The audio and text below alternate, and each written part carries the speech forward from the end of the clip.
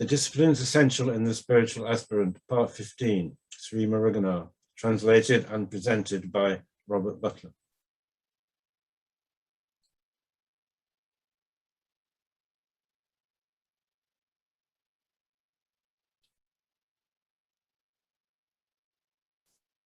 அன்பாலடியேனை ஆண்டாய், அன்பாலடியேனை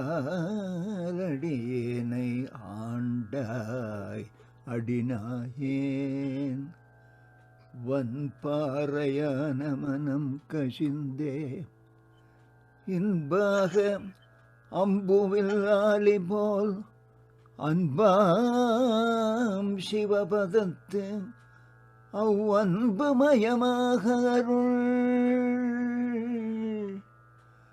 அன்பால் அடியேனை ஆண்டாய், அடிநாயேன் வன்பாறையான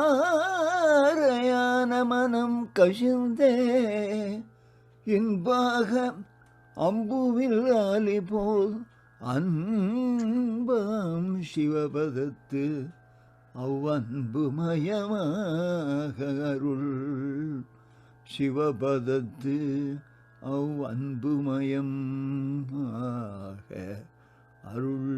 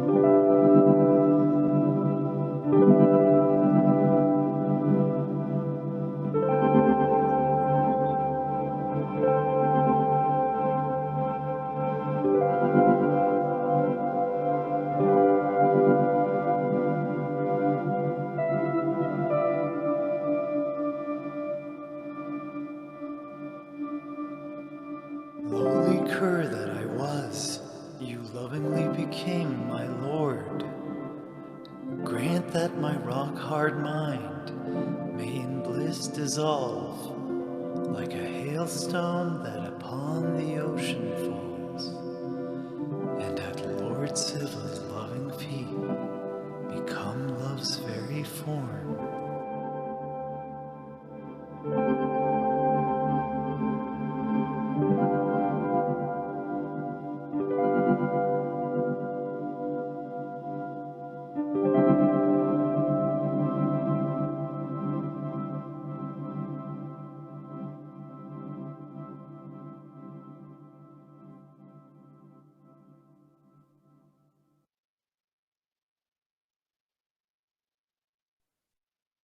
Om Namo Bhagavate Sri Ramana. So today's disciplines or Neris all deal with personal integrity. We'll get started today with Neri 46. Anand, please go ahead. பேசிய பேச்சை அழித்து பேசலாகாது.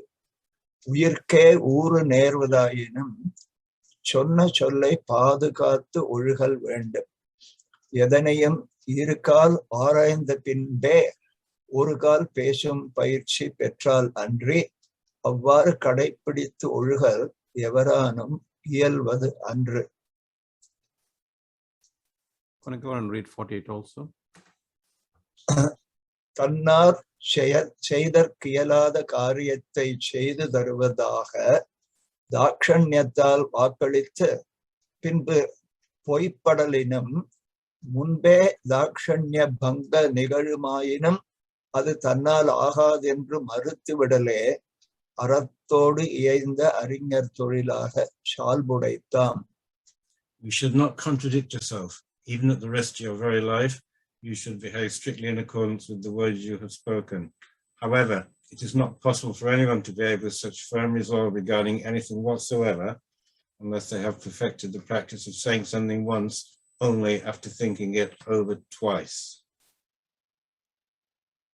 So So you should not contradict yourself even at the risk to your very life. You should behave strictly in accordance with the words you have spoken. However, it is not possible, he says, for anyone to behave with such firm resolve regarding anything whatsoever unless they have perfected the practice of saying something once, only after thinking it over twice. So thinking something over twice, what does that mean? What I think it means is that when we have a thought and we're about to say it, we place that thought in the light of our being awareness. We test it out. It all happens very quickly, but we say, is this in line with my true nature?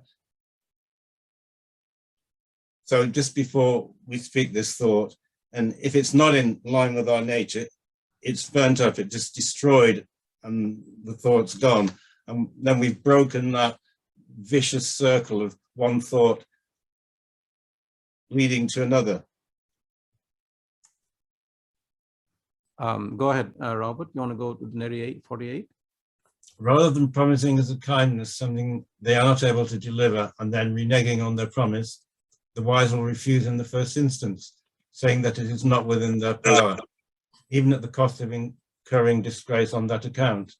Such is the excellence of the wise whose actions are aligned with moral virtue. Okay. And I think there is an Naladiar verse. Basically says the same thing in different words. Yeah, go ahead. There is nothing wrong in refusing to give that which it is not within one's power to grant. That is the way of the world. But to continually offer something without actually giving it until the person requesting it gives up the desire for it is equivalent to the sin of one who forgets a good deed done to him. Right. And do you want to comment on that? This is like a very difficult trap because even though we may want to help somebody, it's really, if we're not in a position to do so, and we say we can, then it's really just the ego again that wants to preen itself, if you like. And again, if we take the request and we truly look at what we're capable of doing, we will never promise to do something that we know we're not able to do. Yeah. In this Santalinga, it's awareness being is talking, Stephen was just talking about being awareness, same thing. It's talking to the mind. He's imagining it talking to the mind. Of course, the mind is not really like that, but it's just for the sake of the demonstration, of the verse. And it says, mind, debased beyond comparison. You consider the jivas with which you came into contact in the course of your actions as either enemies or friends. And in so doing, you experienced anger and all the rest and brought ruin upon me. So that's the point that I was making there, that we have to welcome what comes. And the suffering in life doesn't come so much from the thing that happens to us, it comes from our inability or refusal to accept it or take it up or learn from it. So Ahate Alangaripar Aryer, Purate Ahangaripar, Alangaripar Purier. So which means, Robert, you want to go ahead? The high-minded are those that adorn themselves inwardly. The low-minded are those that adorn themselves outwardly. Yeah. And there is a theoretical verse that illustrates this also beautifully. You want to go ahead and read it? Yeah. Purun tuimai niran amayum. Agan tuimai vaimayal kana parum. Outer cleanliness is gained by water's flow. Inner cleanliness is by truthfulness alone bestowed. Right.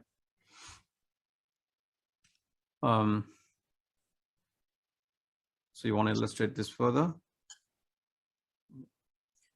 Well, I did find a fascinating verse by Oliver Logan by Kanudaya Valala, who, as we know, outward adornment is one of the ways that the inferior spiritual teachers try to impress their disciples.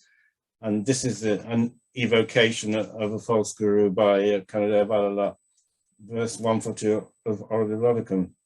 It says, they flush their white teeth, which are well suited to the dispensation of worldly knowledge. They display their erudition, flourishing weighty tones. They wear ochre robes and earrings. They wear a Rudraksha bead and a golden locket around their necks. They sit in meditation with their eyeballs rolled upwards, as if they have transcended the 36 tattvas. Yet all this is but the work of great Maya that whirls like a toy windmill. The inferior teachers, though they try to impress by their clothing and demeanor, are not capable of conveying the higher truth relating to jnana. Therefore, their teaching is restricted to matters of posture, meditation, and so on. But we see a lot of these kind of teachers that try to take us in with their right would show, don't we? Yeah, there's a lot of the people who dramatize this and put a show of it, and this Volleyball Vodacom verse brings it out nicely. But the whole question of the cleanliness, we've already covered that, because that's just the pure being in which we were talking about. Everything we say, we need to test it on the touchstone of our being, and if it rings not true, then we reject it. So this is the purity that we were talking about before, the purity of our essential beingness. Right. Good. Anyone has any questions on this?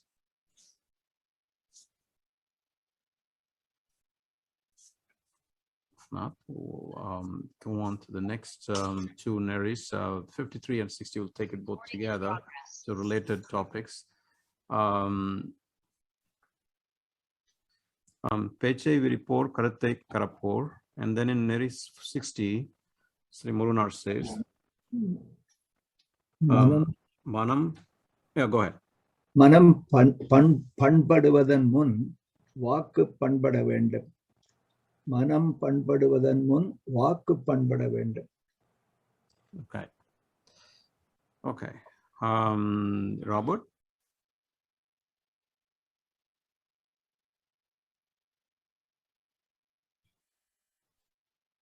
Before the mind can be purified, one's speech must be purified. Yeah. So those who speak at length conceal their intent. And before the mind can be purified, one's speech must be purified. And we had speech is grosser than mind, as Michael often says. So you got to purify the grosser elements first, and that'll help you in the purification of the subtler elements. So we have to purify the speech, and that again goes in with it. And then let's just look at this Thirukkural verse here. Robert, do you want to go ahead and read it? Waimai Yenaparavad Yadyenin Yadondaram Timai Ilada Solil. If you ask what truthfulness might be, it is speech from every taint of evil free. Well, it's making the same point.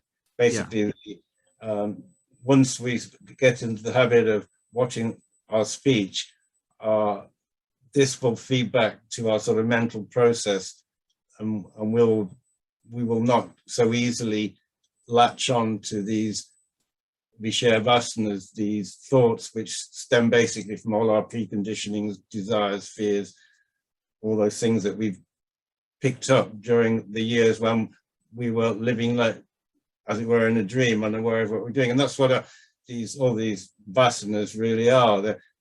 They're what we've picked up as a result of living the ego life for so many years. And it takes a lot of time for them to come to the surface. But if we reflect back to ourselves all the time, gradually we'll expose the falsity of these attachments and gradually begin to disentangle ourselves from them. Right.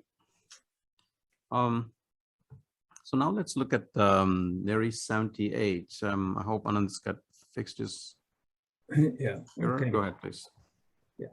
மாந்தர் அற்பசக்தராய் தம் அதீனமான தம் மனத்தையே மாற்றிக்கொள்ள ஆற்றல் அற்று இருக்கையில் முடிவில் ஆற்றலுடைய ஈஸ்வராதீனமான வெளி உலக நிகழ்ச்சிகளை தம் இஷ்டம் போல மாற்றியமைக்க முயற்சிப்பது முதலே அறியாமையின் பார்ப்பட்டு ஏகதேசம்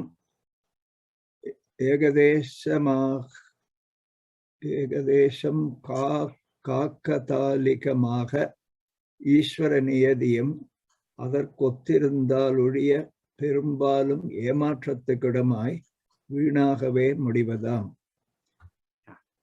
He makes a beautiful point here. Robert, you want to go on and read this? Yes. Human beings, being very weak and lacking the ability to reform their own defective minds, attempt to mold the events of the outside world to suit their desires, even though these events are the sole property of the Lord, whose powers are without limit.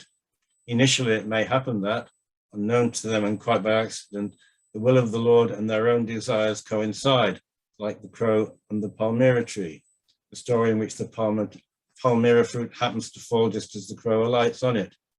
But by and large, such attempts are fruitless and lead only to disappointment. This is another ego trap, as I call it. Because often in life, things go the way we want, and if things are not going well, we do certain things to make them better. And it may seem for a while that all these ego efforts are bearing fruit because we get the job we want, this goes right, that goes right. We get more and more reliant on the ego until suddenly the truth, the two diverge. What your inner being needs, when the self knows that it needs, is now different from what your ego wants. So at that point, all your house of cards falls down because it was just a pure coincidence. This image of the crow and the palmyra tree is that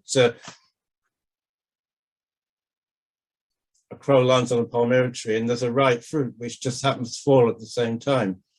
Therefore, we draw the conclusion that the fruit fell because of that. And that's the way we've been living our lives. But basically, either everything depends on everything else, nothing causes anything else, or everything causes everything. And so we have no recourse really, but to allow the self to take its course and accept what it gives us.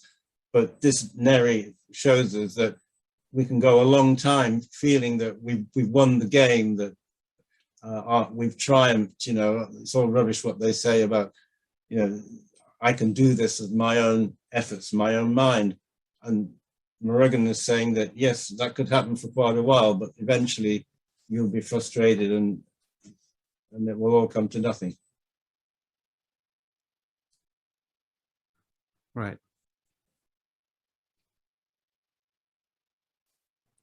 And this is we fall into this all the time. You know, we think we can remedy the world, but what is destined to happen is what's going to happen, as Bhagavan, you know, gave his instructions to his mother. It doesn't mean we don't take action in the world, but if we take action from the viewpoint of the self, or we won't be taking action. If we stay with the self will use us as its instrument to do the work much better than we could ever do it. So why not let the self do it? It's much less effort anyway. Right. To let the self. Yeah, as long as the understanding is there that what is destined to happen is what is going to happen, we should do it. So that's what he says here, and it may happen quite by accident. The will of the Lord and their own desires coincide, but then we shouldn't assume that it is because of our desire, our effort, that such and such thing happened. And the first point is interesting, that unable to reform themselves. So we take the easy way out. the hard way out is to find out what's going wrong with our minds and our egos. But that's such a hard thing to do. Therefore, we skip over that and we go straight on to trying to manipulate our environments, as it were. Right. At this point, I'd like to see if there are any questions on the Neris we have discussed today. I have a comment regarding this very last Neri, which reading it brings me to mind this thing we usually preach about, which is the power of prayer.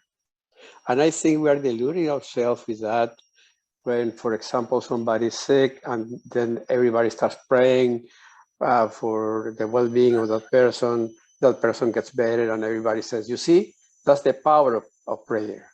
To me, we're fooling ourselves because it doesn't make sense statistically, right? Because that happens only once, perhaps in less than 1 million times. So statistically shows that praying is not very, very useful for changing anything. But we still keep, if we see it once, which is the coincidence that the Neri says, we take it as, yeah, you see, now it's been demonstrated that praying has their effects, and to me, we are just fooling ourselves. Is this the right approach to prayer? I don't know if I made myself clear. Yeah. So yeah, you're connecting it with giving the example of a prayer. So what I'm hearing, I think you're saying that prayer is not of much use, right? But yeah, prayer for things material is not of much use. But if you pray for jnana, that is of a lot of use. So that's what we should be praying for. And if I may add, yeah. If you are, it is probably the self that is wishing other self is also good, right? That's essentially what we are expressing through prayer. I say that. Am I making sense there? So it is what is wishing? Say that again, please. Through prayer, our self, our inner self is wishing, that somebody who is not feeling well, we are wishing that, that person also would feel better. So in that sense, I'm trying to reconcile, that I don't think prayer is essentially a waste, when you're wishing, when you have when your thoughts are being driven by the self, which is wishing good for others. So let me make that clear. So when you say our self-wishing, you're really referring to the ego. The Lakshmi, the ego, the you as a person is wishing, because your own self, your essential self is not going to have any wishes, right? That is the ultimate self. So it is you. So it is you as the individual is wishing that X gets better, because X, you see, X is, you have some affection for X, and X is suffering, so you want X to get better. So you pray. So I think that just a quick clarification of what you mean by ourself. But one of the things is when you pray, I just want to clarify a bit of what Roberto is saying. Let's say you pray for something, and let's say it is material. It will happen. It'll sometimes. But even when it happens, even when the God responds to your prayer for something material, the what you ask for will happen, but then you're going to leak elsewhere. So that the net experience itself, what your distinct experience or what whoever you prayed for is distinct experience, is going to be the same. Does that make sense? So this is a very important concept. So, for example, let us say I'm really destined to experience a certain amount of, something that gives me pleasure. Let us say, for example, wealth. And if I ask for something, let us say it does happen, but I'm going to leak elsewhere. That in the net result, what I'm destined to experience is what is going to happen at the end of the day. That there's nothing you can do to go past it. Most of the time, there are exceptions, but most of the time. So the prarabdha is set. The prarabdha is means what you're destined to experience, and that is set. There is a story that comes to my mind from Mahabharata. Yeah. And Can I interrupt you? Basically, we are talking about prayer. Yeah. And we are talking about integrity of speech, right? So I want to connect the two.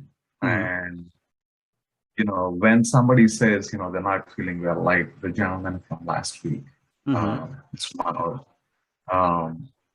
So when somebody expresses that, we are saying, okay, hey, I'll pray for you. So is that a wrong thing to say?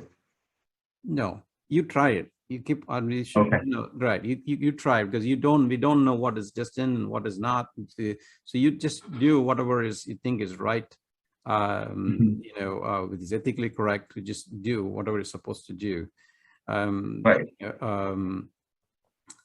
Always with the love of God, and always with understanding that your right is only to the actions, and the fruit of it belongs to God. As long as you have that understanding, you basically carry on with our life as we always do. But that bhava, that understanding is what is key. That is what in the Gita is very clear on this. Bhagavad Gita. Thank you. You're welcome. And to go back to Umberto's point, that prayer is, I just want to understand that prayer, even if it does happen, what you're destined to experience is the constancy. It is set.